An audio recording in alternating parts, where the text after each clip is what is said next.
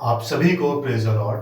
आज हम नीति वचन उसके 15 चैप्टर से बाइबल रीडिंग स्टार्ट करेंगे और उसके बाद मती रचित सुसमाचार और उसके 15 चैप्टर तक हम बाइबल रीडिंग पढ़ेंगे।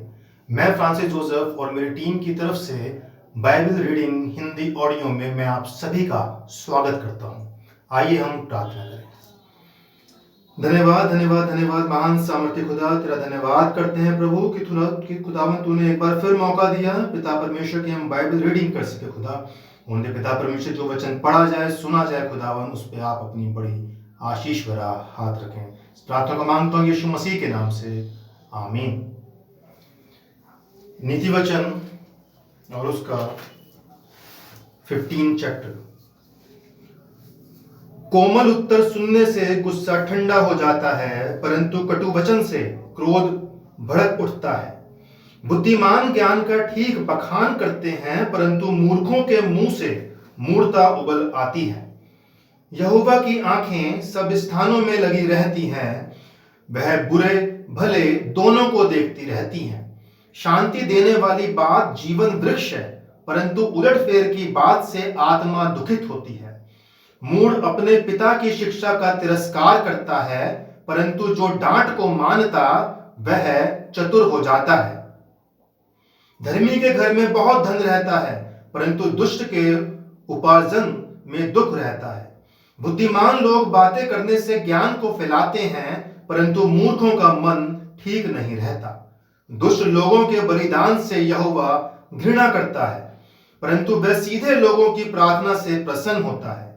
दुष्ट के चाल चलन से यहोवा को घृणा आती है, परंतु जो धर्म का पीछा करता उससे वह प्रेम रखता है। जो मार्ग को छोड़ देता उसको बड़ी ताड़ना मिलती है, और जो डांट से बैर रखता वह अवश्य मर जाता है। जबकि अधोलोक और विनाश लोग यहोवा के सामने खुले रहते हैं, तो निश्चय मनुष्यों के मन भी। ठट्टा करने वाला डांटे जाने से प्रसन्न नहीं होता, और न वह बुद्धिमानों के पास जाता है। मन आनंदित होने से मुख पर भी प्रसन्नता छा जाती है, परंतु मन के दुख से आत्मा निराश होती है। समझने वाले का मन ज्ञान की खोज में रहता है, परंतु मूर्ख लोग मूर्खता से पेट भरते हैं। दुखियारे के सब दिन दुख भरे रहते हैं, परंतु जिसका मन प्रसन्न रहता है वह मानो नित्य भोज में जाता है। घबराहट के साथ बहुत खरे हुए धन से यहोवा के भय के साथ थोड़ा ही धन उत्तम है। प्रेम वाले घर में साग पात का भोजन बैल वाले घर में पले हुए बैल का मांस खाने से उत्तम है। क्रोधी पुरुष झगड़ा मचाता है, परंतु जो विलंब से क्रोध करने वाला है वह मुकदमों को दबा देता है। आलसी का मार्ग कांटों के रोंदा हुआ होता है, परंतु सीधे लोगों का मार्ग राजमार्ग ठहरता है। बुद्धिमान पुत्र से पिता आनंदित होता है, परंतु मूर्ख अपनी माता को तुच्छ जानता है। निबुद्धि को मूर्खता से आनंद होता है, परंतु समझ वाला मनुष्य सीधी चाल चलता है। बिना सम्मति की कल्पनाएं निष्फल हुआ करती है, परंतु बहुत से मंत्रियों की संपत्ति से बात ठहरती है। सज्जन उत्तर देने से आनंदित होता है, और अवसर पर कहा हुआ वचन क्या ही भला होता है। बुद्धिमान के लिए जीवन का मार्ग ऊपर की ओर जाता है, इसी रीति से वह दो लोग में पड़ने से बच जाता है। यहोवा अहंकारियों के घर को ढा देता है, परंतु विधवा की सीमाओं को अटल रखता है। बुरी कल्पनाएं यहोवा को घिनौनी लगती है, परंतु शुद्ध जन के वचन मन भावने हैं। लालची अपने घराने को दुख देता है, परंतु घूस से घृणा करने वाला जीवित रहता है। धर्मी मन में सोचता है कि क्या उत्तर दूं, परंतु दुष्टों के मुंह से बुरी बातें उबल आती हैं। यहोवा दुष्टों से दूर रहता है, परंतु धर्मियों की प्रार्थना सुनता है। आंखों की चमक से मन को आनंद होता है, और अच्छे समाचार से हड्डियां पुष्ट होती हैं। जो जीवनदायी डांट कान लगाकर सुनता है वह बुद्धिमानों के संग ठिकाना पाता है।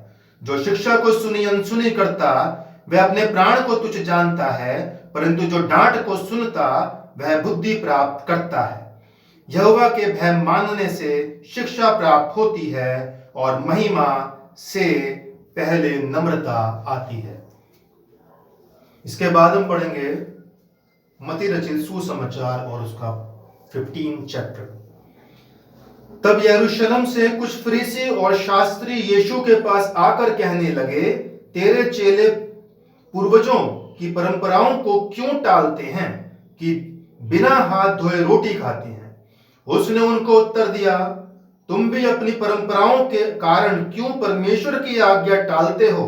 क्योंकि परमेश्वर ने कहा है, अपने पिता और अपनी माता का आदर करना, और जो कोई पिता या माता को बुरा कहे वह मार डाला जाए। पर तुम कहते हो कि यदि कोई अपने पिता या माता से कहे, जो कुछ तुझे मुझसे लाभ पहुंच सकता था वह परमेश्वर को भेंट चढ़ाया जा चुका, तो वह अपने पिता का आदर ना करे। इस प्रकार तुमने अपनी परंपरा के कारण परमेश्वर का वचन टाल दिया। हे कपटियों, यशायाह ने तुम्हारे विषय में यह भविष्यवाणी ठीक ही की है, ये लोग होठों से तो मेरा आदर करते हैं पर उनका मन मुझसे दूर रहता है, और ये व्यर्थ मेरी उपासना करते हैं, क्योंकि मनुष्यों की विधियों को धर्म प्रदेश करके सिखाते हैं।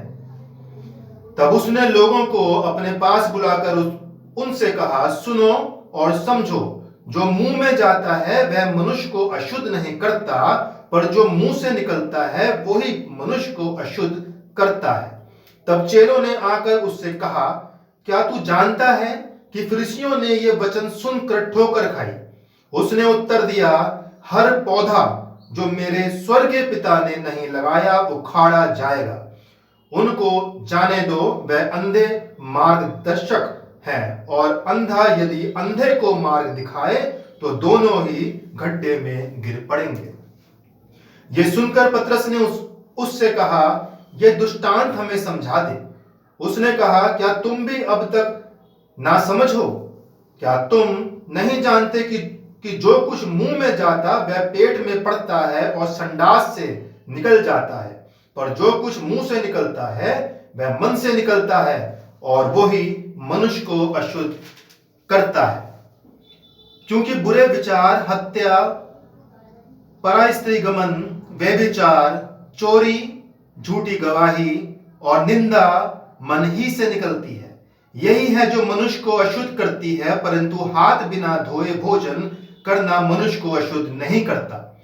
यीशु वहां से निकलकर सूर और सैदा के प्रदेश की ओर चला गया। उस प्रदेश से एक कनानी स्त्री निकली और चिल्लाकर कहने लगी, हे प्रभु, दाऊद की संतान, मुझ पर दया कर, मेरी बेटी को दुष्ट आत्मा बहुत सता रहा है। पर उसने उसे कुछ उत्तर ना दिया। तब उसके चेलों ने आकर उससे विनती की, इसे विदा कर, क्योंकि वह हमारे पीछे चिल्लाती हुई आ रही है। उसने उत्तर दिया, इज़राइल के घराने की खोई हुई भेड़ों को छोड़ मैं किसी के पास नहीं भेजा गया। पर वह आई और यीशु को प्रणाम करके कहने लगी, हे प्रभु, मेरी सहायता कर। उसने उत्तर दिया, लड़कों की रोटी लेकर कुत्तों के आगे डालना अच्छा नहीं। उसने कहा, सत्य है प्रभु, पर कुत्ते भी वह चूर चार खाते हैं जो उसको स्वामी की मेज से गिरते हैं। इस पर यीशु ने उसको उत्तर दिया, हे स्त्री, तेरा विश्वास बड़ा है, जैसा तू चाहती है तेरे लिए वैसा ही हो। और उसकी बेटी उसी घड़ी से चंगी हो गई। यीशु वहां से गलील की झील के पास आया और पहाड़ पर चढ़कर बैठ गया। तब भीड़ पर भीड़ उसके पास आई। वह अपने हाथ लंगड़ों, अंधों, गूंगों, टुंडों और अन्य बहुतों को उसके पास लाए और उन्हें उसके पांव पर डाल दिया, और उसने उन्हें चंगा किया। जब लोगों ने देखा कि गूंगे बोलते, टुंडे चंगे होते और लंगड़े चलते और अंधे देखते हैं, तो अचंबा करके इस्राएल के परमेश्वर की बड़ाई की। यीशु ने अपने चेलों को बुलाया और कहा, मुझे इस भीड़ पर तरस आता है, क्योंकि वे 3 दिन से मेरे साथ हैं और उनके पास कुछ खाने को नहीं है। मैं उन्हें भूखा विदा करना नहीं चाहता, कहीं ऐसा ना हो कि मार्ग में थक कर रह जाएं। चेलों ने उनसे कहा, हमें इस जंगल में कहां से इतनी रोटी मिलेगी कि हम इतनी बड़ी भीड़ को तृप्त करें? यीशु ने उनसे पूछा, तुम्हारे पास कितनी रोटियां हैं? उन्होंने कहा, 7 और थोड़ी सी छोटी मछलियां।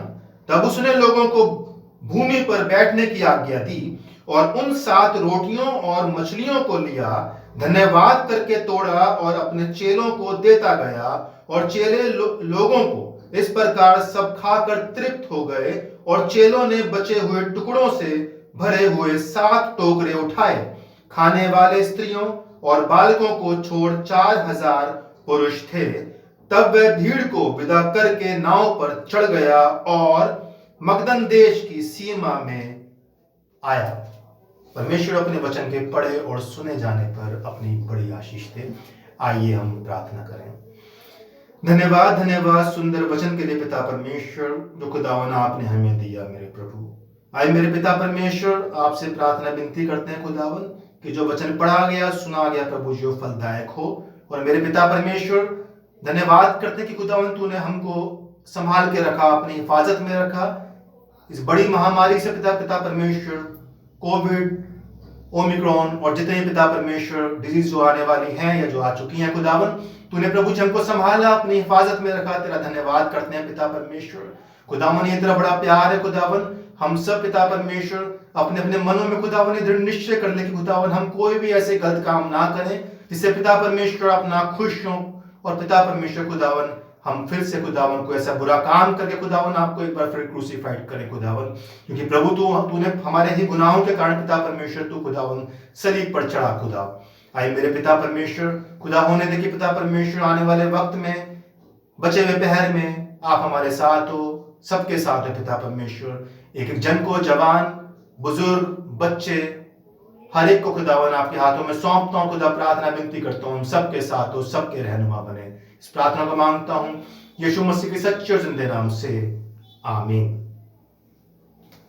परमेश्वर हम सबके साथ रहे। Praise the Lord.